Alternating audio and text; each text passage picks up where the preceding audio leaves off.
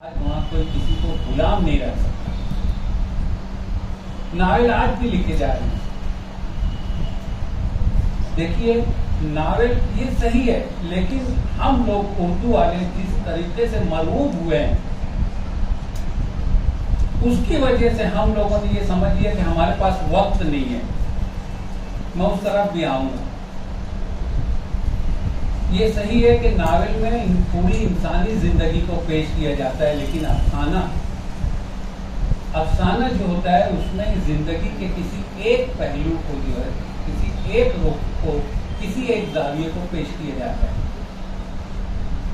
اور اتنے مکمل طریقے سے کہ وہ حصہ پھر سے تشنہ نہ رہ جائے، بلکہ اس کی تہداریاں جو ہیں وہ لمحہ بلمحہ اگر کھلتی جائیں تو وہ زیادہ کامیاب ترین افسانہ کہلاتا ہے.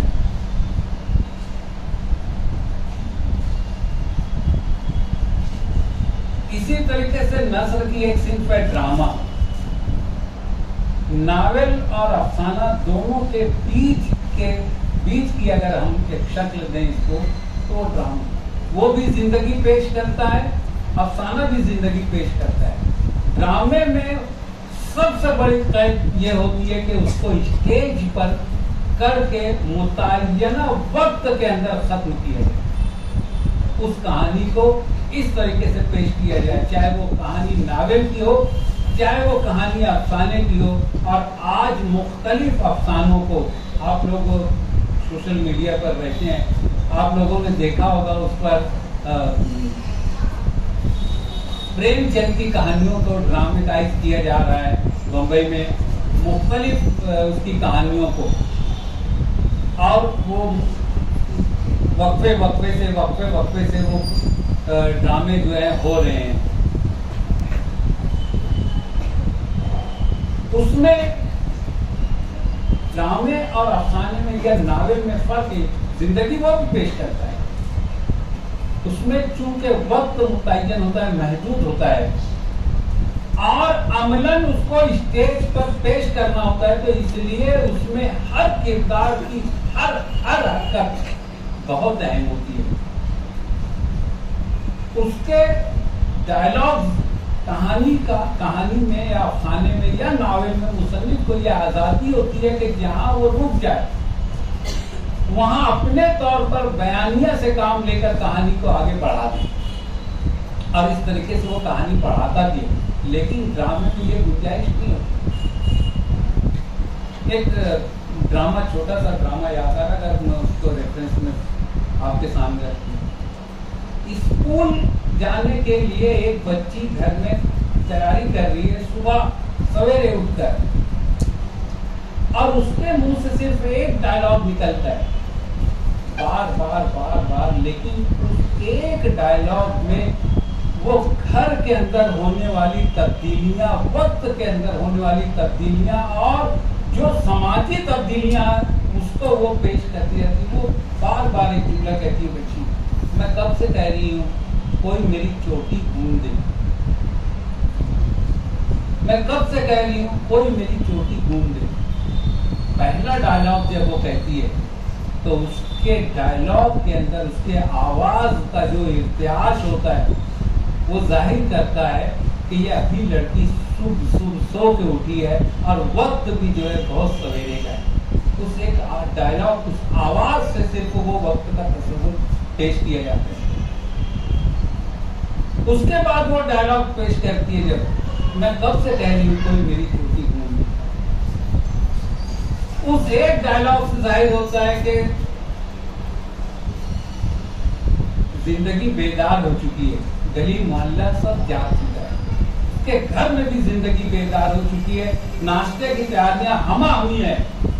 اس ایک ڈائلاگ سے سب کچھ ظاہر ہو جاتا ہے. پھر وہ کہتی ہے کہ اب وقت ایک دم قریب ہے، مجھ کو نکلنا ہے. پھر وہ کہتی ہے میں کب سے کہہ رہی ہوں میری چھوٹی کوئی نہیں. اس ایک ڈائلاگ سے اس نے زندگی کے مختلف ادوار کو، وقت کے ادوار کو، حصوں کو وہ اس نے پیش کر دیا. لیکن ناول کے اندر مصنف کو آزادی ہوتی ہے.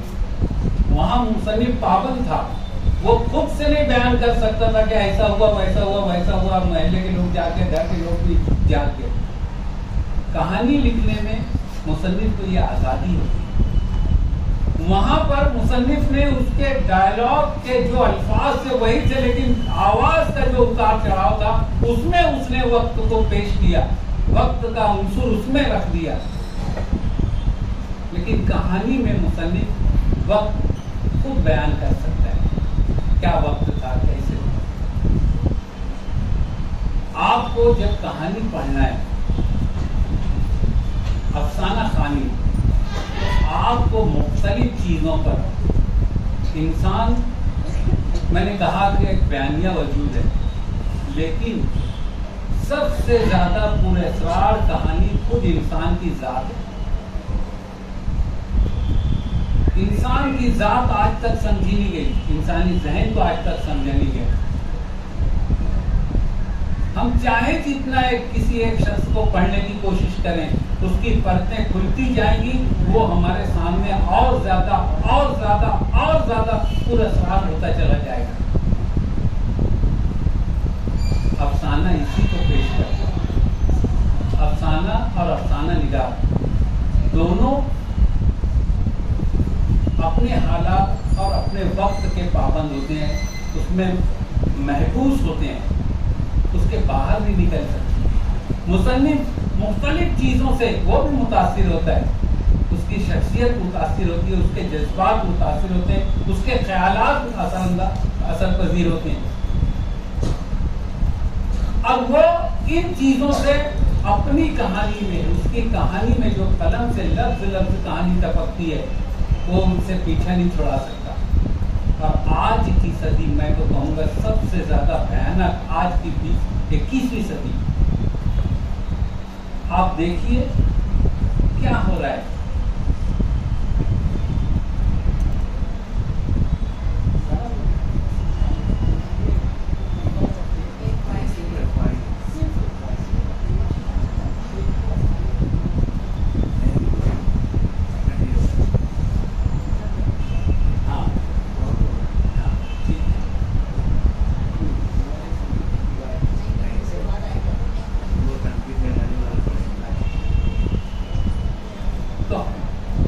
کوئی افسانہ نگار جب کوئی کہانی لکھتا ہے تو وہ اپنے اثرات وہیں سے کردار اٹھاتا ہے، وہیں سے کسی کی شخصیت کو پڑھتا ہے اور اس کو کہانی میں پیش کرتا ہے، اس کے حالات کو، اس کے ماحول کو، اس کی معاشیات کو، خاص طور سے اس کی ثقافت کو وہ پیش کرتا ہے.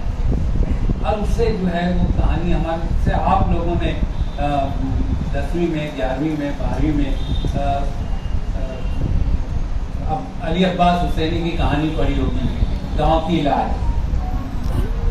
گاؤں کی علاج آپ لوگوں نے غور کیا اس کہانی میں، ایک چھوٹے سے گاؤں کی سیدھی سادھی زندگی، اس میں 2 زمیندار رہ رہے ہیں، ایک رائے صاحب ہیں، ایک خان صاحب ہیں، اور دونوں کے حالات مختلف ہیں. ایک کے یہاں تعلیم زیادہ ہے، ایک کے یہاں تعلیم نہیں ہے، دولت کا دونوں کو غرور ہے. یہ زمانہ تھا جب لوگ چھوٹے سے گاؤں میں اپنی برتری ثابت کرنے کے لیے چاہے جس حد تک جاتے تھے. وہ اس کہانی میں پیش کیا مصنف نے. لیکن جب وہ خان صاحب کا کے یہاں بارات آتی ہے اور واپس جانے لگتی ہے تو رائے صاحب کی حمیت جو ہے وہ بیدار ہو جاتی کہ یہ پورے گاؤں کی عزت کا سوال ہے. کل یہاں سے جانے کے بعد لوگ یہ کہیں گے کہ اس گاؤں کی لڑکی کی شادی نہیں ہوئی. یعنی صرف اس لڑکی کی عزت کا سوال نہیں ہے، اس ایک گھر کی عزت کا سوال، پورے گاؤں کی، اس گاؤں کی عزت کا سوال ہے. اور یہ حمیت بیدار ہوتی ہے، وہ لاٹھی لے کے آگے پوری بارات کو گھیر لیتے ہیں اور واپس لے کے آتے ہیں کہ نکاح بھی کریں.